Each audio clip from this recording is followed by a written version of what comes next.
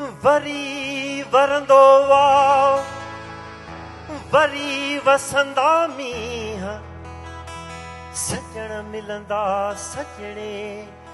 नवा थींदा नीह विछोड़े जा ॾींह हो बेली रही रहंदा केतिरा होला हो सिंध मुंहिंजी अम्मा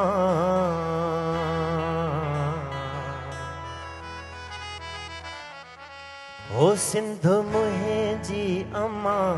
सूंह तुंहिंजी अमथा छा लिखी छा लिखां छा लिखी छा लिखां छा लिखी छा लिखां छा लिखी छा लिखां हो सिंध मुंहिंजी अम्मा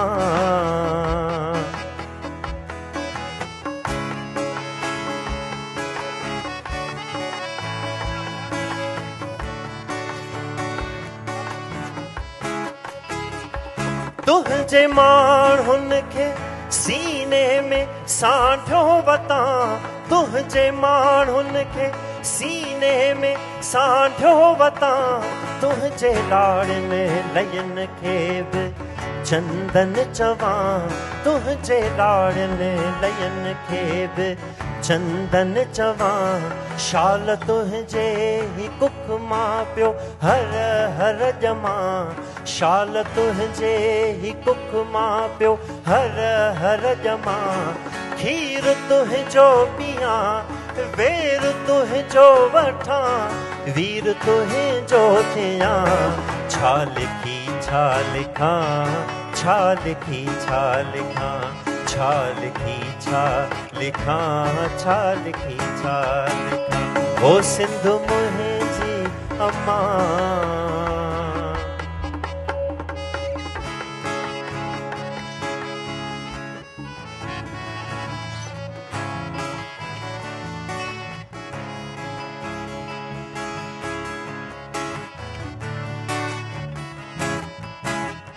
हिन कंधीअ ते कुॾियो जो अभंबारवा हिन कंधीअ ते कुॾियो जो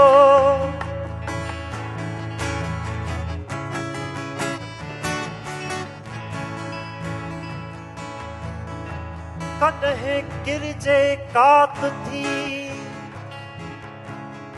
कॾहिं थीजे कंध कॾहिं ॾात ॾिया चजी कॾहिं थीजे तंद सिंधड़ी तो सौगंध साह ॾींदासीं सॾ ते होला हिन कंधीअ ते कुॾियो जो अभंबारवा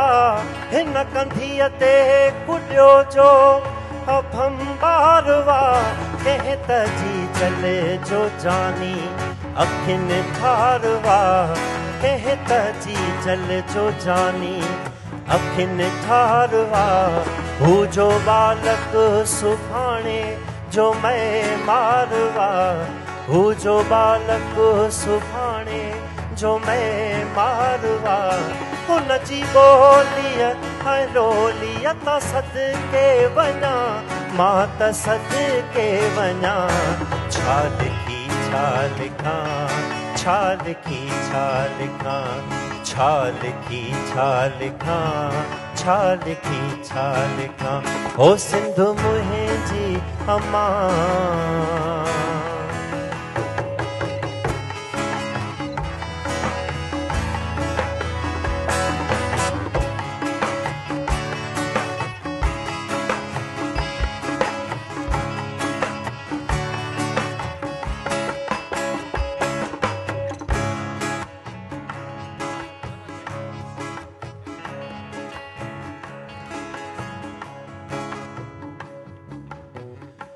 हुआ जा बेवस बुखुन ते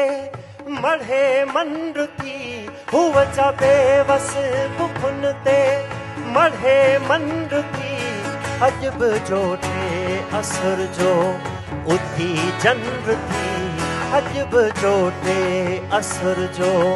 उथी चंद्र थी जागरम थी रमे पई गॾे खंड थी जागरम थी रमे पई गॾे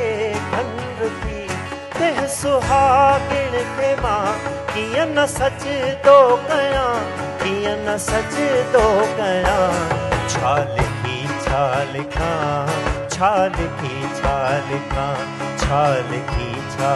लिखां छा लिखी छा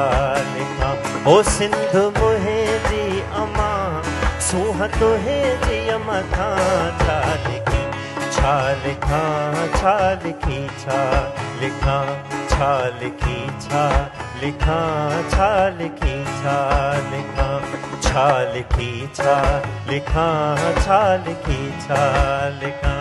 छा लिखी छा लिखां छा लिखी छा लिखां ओ सिंध मुंहिंजी अमां